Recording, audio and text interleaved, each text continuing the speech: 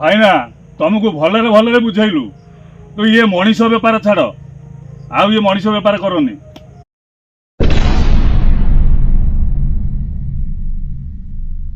କାଳୁ କାଲି ରାତିରେ ଆମେ ଯଦି ନ ଜଗିଥାନ୍ତେ ମକୁଆଇନା ଆମ ଗାଁରୁ ସବୁ ଛୁଆଙ୍କୁ ନେଇ ପଳେଇଥାନ୍ତା।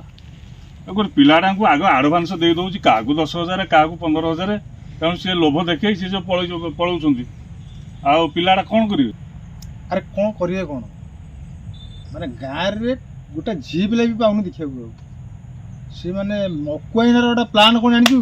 ହଁ, ସିଏ ଦେଖୁଛନ୍ତି କ'ଣ, ଇଏ 2-3ଟା ଝିଅ ଏଇ ବୁଢ଼ାର ଅଛି, ଆ ପାଖକୁ ମୁଁ ଯିବି।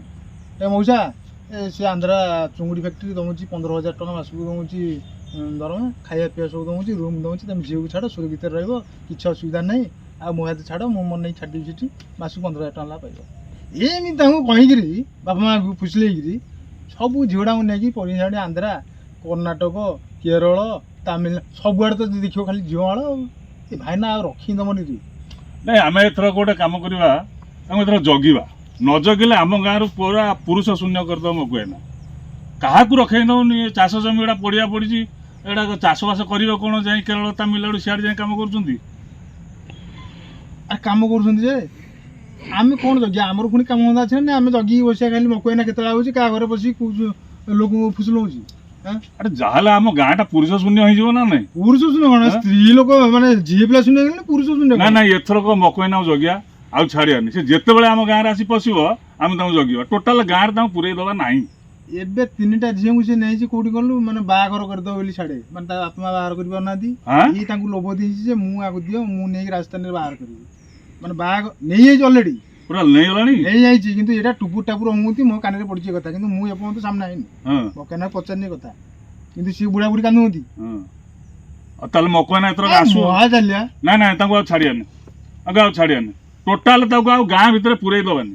ମକୁଆଇନା ଦେଖ, ଆଉ 15 ଦିନ ଭିତରେ ଗାଁ ଶୂନ୍ୟ କରିଦେବ। ଇଏ ଟୋକା ଟୋକି ଯୋଉଗୁରା ଆମର ସବୁ ଝିଅ ପିଲା ପୁଅ ପିଲା ଅଛନ୍ତି, ସମସ୍ତେ ନେଇ ପଡ଼ିବ ଆଉଡ଼ି ନେଇ ବାହାର କମ୍ପାନୀ। ନାଇଁ ନାଇଁ, ଏଥର ତ ତାଙ୍କୁ ଧରିବା, ଆଉ ତାଙ୍କୁ ଧରିକି ସିଧା ବାନ୍ଧି ପକେଇବା। ଟୋଟାଲ ତାଙ୍କୁ ଗାଁ ତ ପୁରେଇ ଦେବାନି ଆଉ। अरे अमुआ कालिया तुम जहाँ कल सब ठीक कल?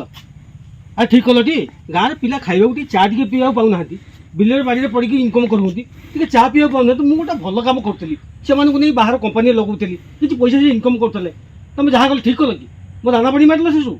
भाईना तुम अधिक कथा करनी, अधिक कथा करनी। तुम गोटे कौ कंपानी कौन गोटे लालसा पाई ए गाँव सब झील पुओ आगु सब नहीं तुम गोटे लगे कौन मुझे चाकरी कर कि चाकरी से करूँ? तुम कौन समाजसेवी?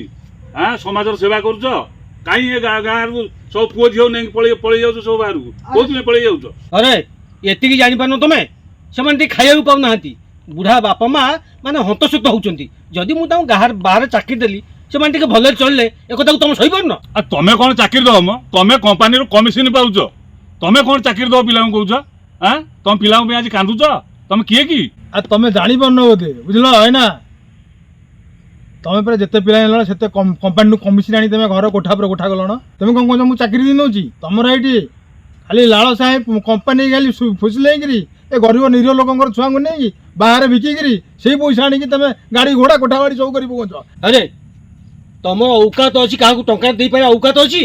हजार हजार पिला नहीं तमिलनाडु सुराट केरल सब रखी बापा माँ भल रोच से पैसा इनकम कर तुम टंका दबार ताकत अच्छी? अरे अच्छी तुम? अरे निजे तो टंका कमाया औकात नहीं, चा कपी पीवा तुम पैसा अच्छी? खाली बहकालिया कथबार्ता कर किसी नुह। भाई ना कौन अधिक तुम कथबार्ता कर? जो पिला नहीं तुम चाकरी देच घर अवस्था के बुझा चेष्टा कर?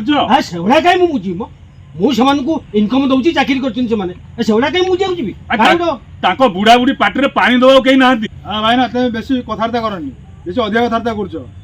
तुम चिंता कल आम गाँव के झील थे झी पिला गोटे अच्छा चांदिया बुणुले दाण्डे तुम चली देखुव दाण्डे बसिक झी पिला चांदिया बुणुले किए के खड़ी कम करूला कौन होता गोटे दाण्ड भाया ओसार ए 4टा-5टा बेला गाँव भर बसले गाँ परिष्कार होता बेकारिया कथा चाकरी निमापड़ा जाकि चाह कभी पीवा ताकत नहीं तोर खाली अधिक कथबार्ता कर। भाईना तुम विवेक ना गल जो पिला तुम नहीं चाकरी देच से बुढ़ा बुढ़ी देख तुम पाटे पानी दबा कहीं ना तुम पैसा लोभर कमिशन पाउच बोली पिला गाँ शून्य कर सारा आमर जान भाईना तुम जो पिला नहीं छाड़ बाहर से कौन कर कौन नहीं କିଏ ଖାଉଛନ୍ତି କି ନ ଖାଉଛନ୍ତି, କିଏ ମରିଛି କି କିଏ ମାଡ଼ ଖାଉଛି, କିଏ ବନ୍ଧା ହେଇଯାଇଛି, ତୁମେ ଜାଣିଛ କି ତାଙ୍କ ବିଷୟରେ? କିଛି ଜାଣିଛ?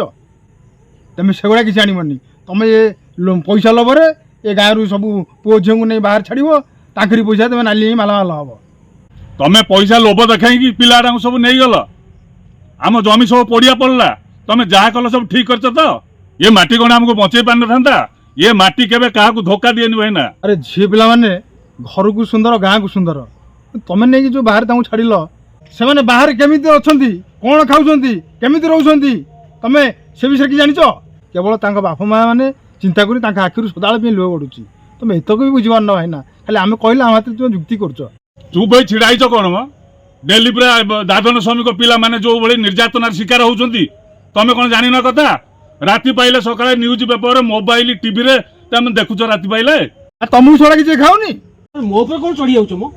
ତାଙ୍କର ରୋଜଗାର ଦରକାର, ରୋଜଗାର ମୁଁ ଦେଉଛି, ସମସ୍ତଙ୍କୁ ଯୋଗାଇ ଦେଉଛି। କେଉଁଠି ତାମିଲନାଡୁ, କେଉଁଠି ସୁରାଟ, କେଉଁଠି କର୍ଣ୍ଣାଟକ, ସବୁଆଡ଼େ ମୁଁ ରୋଜଗାର ଯୋଗାଉଛି। ସେମାନଙ୍କର ପଇସା ଦରକାର। କାହାର ଭଲ ମନ୍ଦ କ'ଣ ହେଲା ସେଥିରେ ମୋର ବୁଝିବା କ'ଣ ଦରକାର? ଭାଇନା ଆଉ ଗୋଟାଏ ବର୍ଷ ପରେ ଆମ ଗାଁରେ ପିଲା ନଥିବେ, ସେଇ ହିସାବରେ ତମେ ବେପାର କରୁଥାଅ। ତମକୁ ମୁଁ ସତର୍କ କରେଇଦେଲି।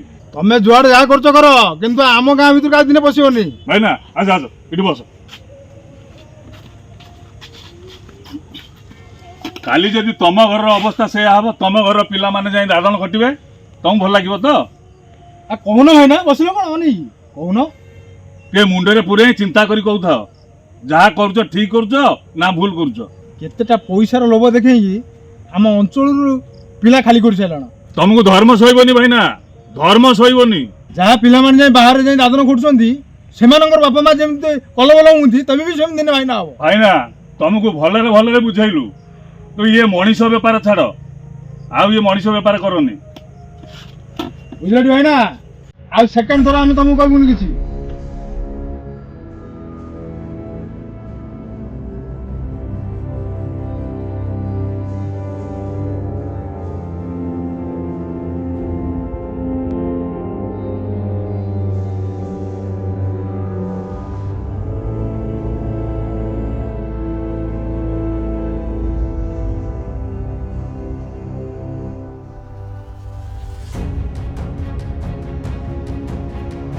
Thank you for watching this video. If you enjoyed it, please hit the like button and the bell notification icon.